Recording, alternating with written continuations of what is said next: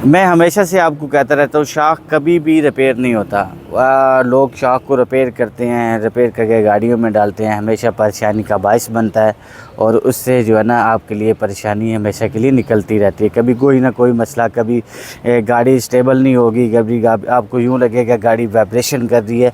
तो मेरी गाड़ी के साथ भी इसी तरह हुआ। चले मैं आपको दिखा देता हूँ। गाड़ी में शॉक का प्रॉब्लम था और मैंने शॉक इसमें नया डलवा दिया। नया नहीं डलवाया मैंने, इसमें शॉक पुराने वाला शॉक ये था, इसको मैंने रिपेयर करवाया। रिपेयर करवा के क्या हुआ, मेरी गाड़ी में जो प्रॉब्लम थी वो हल नहीं हुई और मज़ीद मसला ख़राब हुआ। मसला ख़राब ऐसे हुआ, गाड़ी ने तैरना शुरू कर दिया, गाड़ी में वाइब्रेशन आ गई। बाकी की सारी चीज़ें इसमें वो ख़राब, सस्पेंशन को भी ख़राब कर रहा है, क्योंकि गाड़ी स्टेबल नहीं चल रही थी।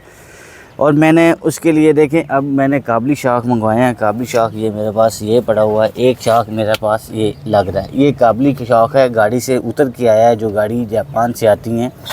ये शॉक भी वहीं से आता है और 100% जेन्युइन शॉक है। मैंने इसको चेक किया है, कोई रिपेयर नहीं है किसी किस्म की, जस्ट इसके ऊपर सफाई वगैरह हुई हुई है। पुराना शॉक ये है, इसको मैंने निकाल दिया है, इसको लगाया है।